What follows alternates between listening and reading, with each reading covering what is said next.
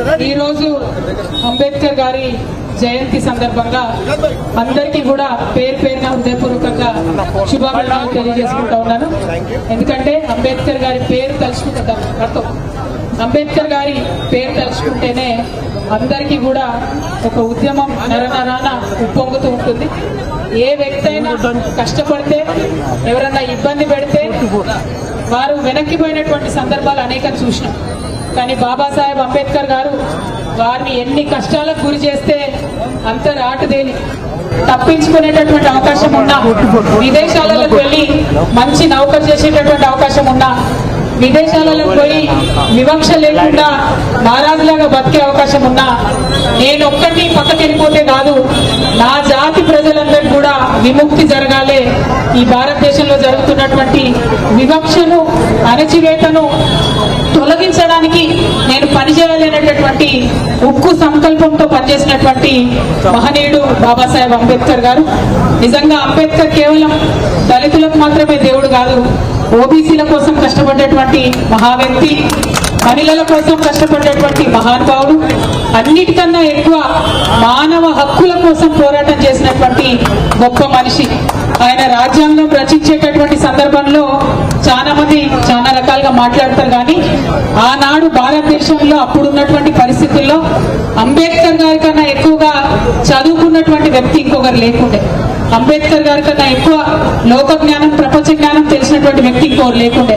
అందుకే ఆనాడు వారు డ్రాఫ్టింగ్ కమిటీ చైర్మన్ గా పదవి పొందినటువంటి ఆ పదవికి సంపూర్ణంగా న్యాయం చేసి ప్రపంచంలో ఎక్కడా లేనంతటి లోతైనటువంటి రాజ్యాంగాన్ని మన భారతదేశానికి వారు ఇవ్వడం జరిగింది. ఇచ్చేటప్పుడు మామూలు విషయం కాదు. ఇవాళ మనం తెలంగాణ రాష్ట్రంలో నిలబడి ఉన్నామంటే అది కేవలం అంబేద్కర్ గారి భిక్ష అని నేను ఈ సందర్భంగా తెలియజేస్తున్నాను. ఎందుకంటే ఒక మాట ఉంటది ఆర్టికల్ 3లో, మన పాపులేషన్ తక్కువ ఉన్నా, మన జనాభా తక్కువ ఉన్నా, మనం కోరేటటువంటి కోరిక న్యాయబద్ధం అయితే చిన్న రాష్ట్రాలు కావాలనేటటువంటి విషయాన్ని చిన్న సమూహాలు కోరుకుంటే కూడా దానికి అసెంబ్లీతో పని లేకుండా డైరెక్ట్ గా పార్లమెంట్ లో బిల్లు పాస్ అయితే చాలని మరి ఆర్టికల్ 3లో పొందుపరిచింది. ఒకవేళ అది లేకుంటే ఉమ్మడి ఆంధ్రప్రదేశ్ లో ఏనాటికి కూడా తెలంగాణ బిల్లు పాస్ కాకపోతుండే. కేవలం పార్లమెంట్ లో బిల్లు పాస్ చేయించుకున్నాం కాబట్టే ఇవాళ తెలంగాణ ప్రత్యేక రాష్ట్రం అయింది. తెలంగాణ ప్రత్యేక రాష్ట్రం అయింది కాబట్టే మనందరం కూడా బాగుపడ్డాం, దేశంలో నంబర్ 1 గా నిలబడగలిగినాం అనేటటువంటి విషయాన్ని నేను మీ అందరికి కూడా గుర్తు చేస్తా ఉన్నాను. మరి అటువంటి గొప్ప మహనీయుడి యొక్క స్ఫూర్తిని మనం నింపుకోవాలి. అనునిత్యం రేపటి తెలంగాణ డెవలప్మెంట్ లో కూడా ఆ స్ఫూర్తిని కాపాడుకోవాలని చెప్పి నేను కోరుతా ఉన్నాను. మరి మనం 125వ అంబేద్కర్ జయంతి సందర్భంగా 125 అడుగుల అంబేద్కర్ ని నగర నడివీధిలో మనం నిలబెట్టుకోవడం జరిగింది.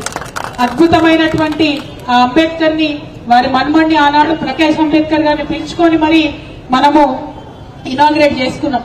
కానీ ప్రభుత్వం మారిన తర్వాత మరి మహనీయులను కూడా అవమానపరచడం అలవాటైపోయింది. ఇవాళ మనం అడగంగా 2 ఏళ్లకు అంబేద్కర్ కి లైట్లు పెట్టిండ్రు. ఈ 2 ఏళ్ల తర్వాత ఇవాళ కేబినెట్, మంత్రివర్గం అంతా పోయి దండ వేయడం జరిగింది. కానీ గమనించాలే, ముఖ్యమంత్రి పోలేదు, మిగతా అందరూ కూడా పోయింది. మరి ఇది కరెక్టా కాదా సమాజం మనం ఆలోచించుకోవాలి. ఎందుకంటే మహనీయులను గౌరవించుకుంటే మన గొప్పతనం పెరుగుతా తప్పితే తగ్గేదేమి ఉండదు. కాబట్టే మేము డిమాండ్ చేసినాం, సీఎం గారు పోవాలి, కేబినెట్ అంతా పోవాలని. సీఎం గారు తప్ప కేబినెట్ అంతా పోయినరు. డెఫినెట్ గా మన పోరాటాలకు, మన డిమాండ్ కు మెట్టు దిగి వచ్చిందని చెప్పి ఆలోచన చేస్తూ ఇంకా పెద్ద ఎత్తున వారిని గౌరవించుకోవాలని ప్రభుత్వాన్ని నేను డిమాండ్ చేస్తున్నా. ఇవాళ మన మధ్య ఒక మంచి ప్రొఫెసర్ గారు ఉన్నారు, మన బీపీ మండల్ గారు, మీ అందరికీ తెలిసి ఉంటది. ఓబీసీ రిజర్వేషన్ లో వారు చేసినటువంటి సహకారంతోనే ఇవాళ దేశమంతా రిజర్వేషన్ వచ్చింది. మరి ఆ బీపీ మండల్ గారి మనుమడు సూరజ్ మండల్ గారు అనుకోకుండా ఇవాళ అతిథిగా మన దగ్గరకు వచ్చినారు. మీకు అభ్యంతరం లేదంటే ఒక 2 నిమిషాలు మాట్లాడమని అడుగుతాం. చెప్పనా?